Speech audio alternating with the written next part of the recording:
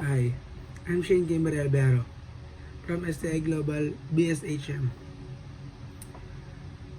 This is what I've learned in purposive communication. One of it is preposition. What is preposition?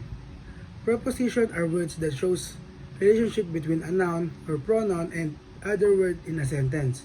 They usually indicate location, direction, time, or relationship between objects.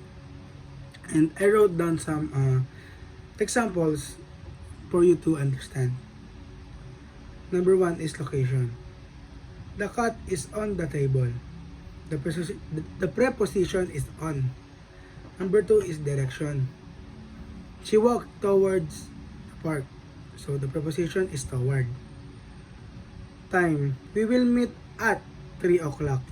So the preposition is at. And relationship. The book is under the bed.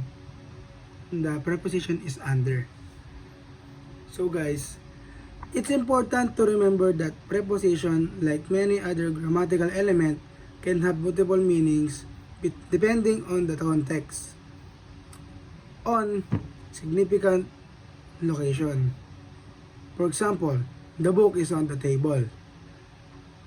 But it can also indicate a period of time.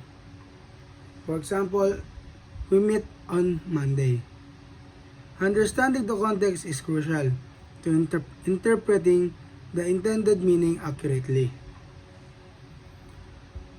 But please remember, prepositions are followed by a noun or pronoun, and together they can create a prepositional phrase that can act like an adverb, adjective, or even a noun.